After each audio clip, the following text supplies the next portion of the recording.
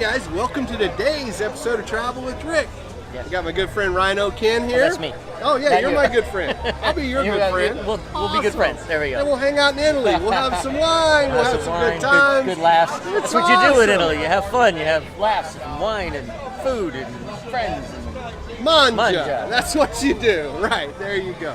Well, we're sure having a good time here at this year's International Food and Wine Festival at Epcot. 21 years they've been doing 21 this. years. Ken. So now they're legal. They can Yeah. have their own drinks They've now. grown so up. They've grown up. Need no adult supervision, unlike us. Even though we're well look over, around because, we're well over the age, we still need some supervision from Yes, time to time. I think. sadly over the age. But what a beautiful marketplace and what a beautiful area this is. Look at that background behind us. You picked a great spot here, Ken. I try. So every year, it's like I save this marketplace for you. I kind of like when I'm going through the list and talking about my usual suspects. What I like to call the guys that come out with us every year. They're my usual suspect. One of my favorite movies. So I always think of this guy. When it comes around to Italy, I know for sure who I'm doing that booth with. Well, I'm really happy to be your go-to guy for Italy. Absolutely, absolutely. You're Italian man in the street. There you go. Wait a minute. Okay. That's Whatever. Fine. That's fine. You're the guy when it comes to Italy. There Let's we just go. leave it at that, There we go. right? Yes. All right, Okay. cool. So we do have some great offerings here from Italy. What are we going to start with? We've got a pairing. Let's talk about the pairing. So I Yes. know we do it every episode, Yep. but for those guys who might just be tuning in for the first time for this marketplace, let's tell them how the pairings work here first. So the pairings are designed by the sommeliers and the head chefs here at Epcot at Disney, and they really try and find and marry a wine with a food item to make a completely new experience for you. So when you have the food, it's one experience. You have the wine, it's the other. But when you have them both together, back to back, boom. Brand new flavor. Brand new flavor. A flavor explosion that you can really enjoy and say, you know what? That was so good. I want it again. All right. Disney puts a big emphasis on their wine program and on their dining, their culinary program here, right? Because it's important. It can make or break your experience overall as your vacation that you're here. So they want it to be right. Yeah, I mean, you think about it, it's sad to say, and being in the travel business, Kim, for as long as I have, unfortunately, a lot of people think that Disney World is counter service theme park food. There are the case. so many great 3- and 4-star style restaurants at Walt Disney World. It's just amazing. I mean, you were telling me you were just at Flying Fish, who just underwent a major refurb, right? Yeah, major refurb. They redesigned the entire place, so the theming is so much better than what it was. If you've been there before, it's nothing like what it was before. The food is outstanding. Yeah, the food is outstanding. The wine list was off the hook. It was really top notch. So restaurants like Flying Fish, like California Grill, like Citrico's over at the Grand Floridian, like Gico at Animal Kingdom Lodge if you're into African flavors and African wines. Greatest African wine selection of any restaurant in the United States. They sent their wine purchaser, their sommelier, to Africa for 6 weeks just to secure the contracts and pick the wines to open that restaurant. Are they hiring? Be a good gig for you, buddy.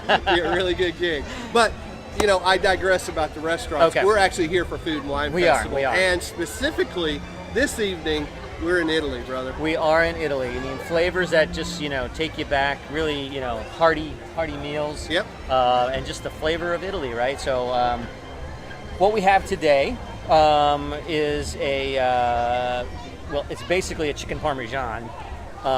With ziti.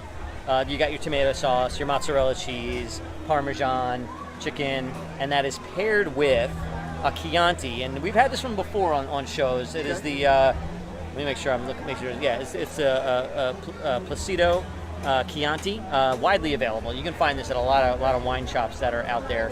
But right from the northern Tuscany region of Italy, you're going to get your Chiantis. And let's see how it pairs. I've got my fork. Go. I'm ready. All right, I'm going in. Waiting for me. This is a nice big chunk of chicken here. I mean, this is a big. I started to say big little chicken breast, but for this little container, this is a nice piece of chicken breast here. Right, and in the past, you may have remembered Italy had a lot of the raviolis and your lasagnas. This year, they're doing one with a chicken. So let's just see here. That's delicious. That is really good. Oh yeah. So nice richness of the cheese flavor in it. Tomato sauce is really, really good. Chicken nice and tender, not dry, not overcooked, cooked just right. But you mix it with that Chianti and it just cuts right through that sauce. And it does. It makes that explosion of flavor in your mouth. It's amazing, right? It is amazing, and this is a common staple in my house, which is going to be some you know, your red sauce, your pasta with a great glass of Chianti, and you cannot go wrong with that pairing. One of my favorite general. things. I mean, you know, I'm not as well versed in wine as you are, but there are a lot of wines that we enjoy. But typically, when we go out for Italian food, I just go right down the list till I find that nice Chianti Reserva that I can be happy with, and I say, there's no need to go any further. I'm going to have a chicken or a veal parm and like a nice glass, or sharing with my wife a bottle of Chianti. Yeah. Goes perfectly, right? Absolutely. It is absolutely. the classic pairing, It right? is a classic pairing. I mean, to me, it's home, right? Yeah. Like that is home cooking for me. Growing up, you know. So hopefully you love it too. But it is fantastic. So that is the pairing that they have on the menu this year. And then we got an additional food item. We did. A little bit different.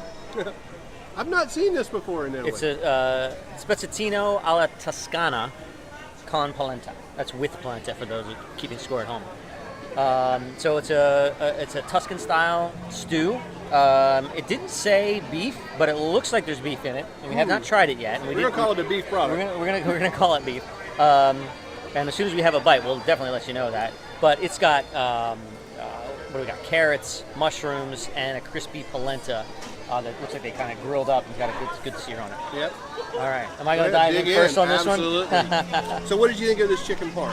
I know you said you like the pairing. Yep. So how does the parm stack up for you? I like you said, the chicken, not overcooked, Nope. not dry, perfect. And by the way, pound for pound in terms of your amount of food per dollar, like that is a full dish. That is. I mean, you know, this could be a half entree. My wife would make a meal out of this, really. You know.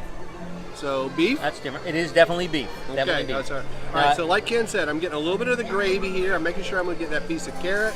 I've got some polenta there. Now you broke your polenta. I broke my polenta up. Now I'm just messing it all up, folks. But there we go. Got it all. Because I forgot polenta, so I'm going to just take another bite. All right, note, the polenta definitely does fall apart. But that's really good.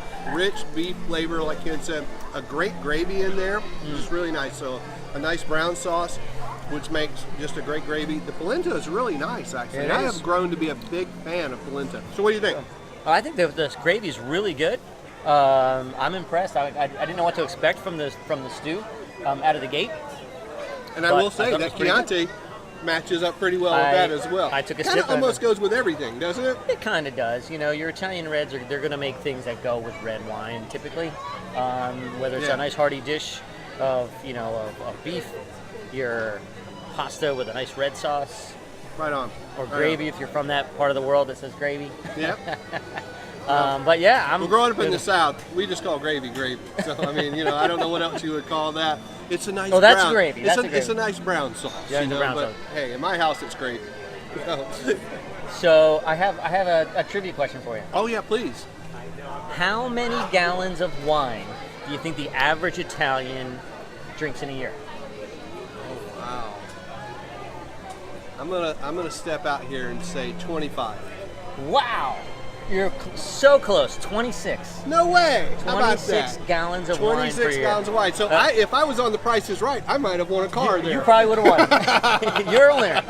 Right, so I started doing some math. Okay. Okay, so if we say how many bottles of wine fit in a gallon? Okay. 5.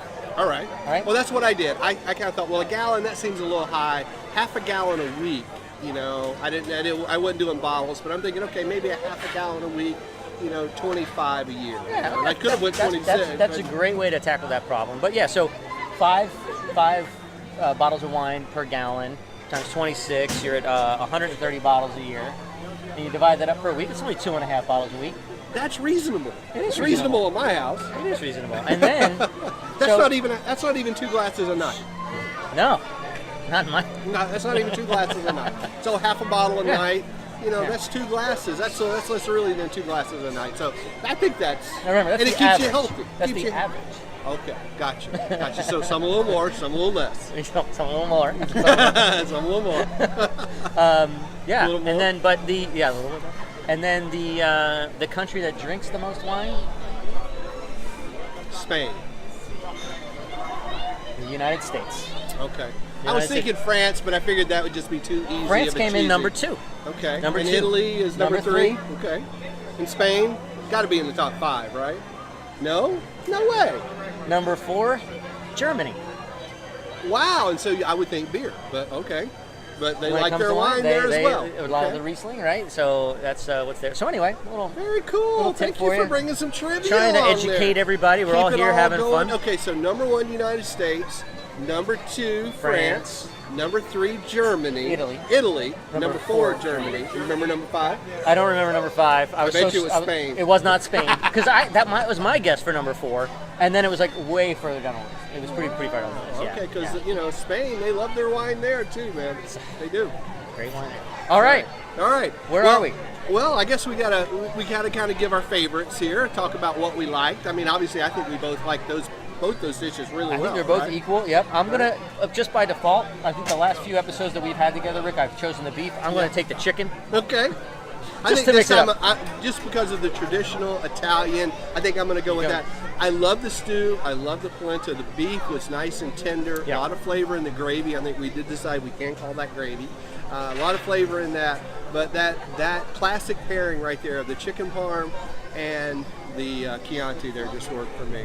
So let's right. tell them a little bit about our passport. Let's Right. do a couple of our Passport. PSAs there. PSAs. We're going to save the PSAs for the next trip, but the passport, your stickers are in the middle, so you don't have Yep. to worry about getting it stamped along the way. No stamps this year. No stamps. Do it and DIY, buddy. Do it DIY. yourself. And then Get a little dark here. you get a little dark and a little bit over. Gonna be below the fold, I think. There's France. Oh my God! Why kind of? Here it is. Italy. Italy, awesome. Got it. It looks Do your like- sticker thing. There Italy. you go. Look at Okay. that. All right, Look at let's see what that. we can do. Let's see if you can do it again. See if you go 3 for 3. Oh no, so close. One page off. One page off. I'm gonna sure I stick it right. Okay, here we go. Italy officially completed. Boom! Another one in Done. the books. Look at In that. the books. Look at that. There it is. Ken, thank you, man. Rick, thank you. Always, Always a a pleasure. Thanks for showing me around Italy. Thanks for the trivia. Thanks for telling us a little bit about the Chianti. That's awesome. Mm-hmm. And I think that's going to wrap us up, dude. Yeah. Let's go see if we can beat this rain, find a glass of wine somewhere else, and talk about some good times and enjoy this Food and Wine Festival. Sounds great. Once you guys do the same thing, don't miss an episode. Check us out on travelwithrick.com if you do. Check us out on youtube.com/travelwithrick. We've got a playlist for you, and you can see us all over our social networks. We're looking forward to connecting with you guys and seeing you around this festival. And seeing you right back here tomorrow for another episode as we move all around this Food and Wine Festival. See you tomorrow. So long. Cheers.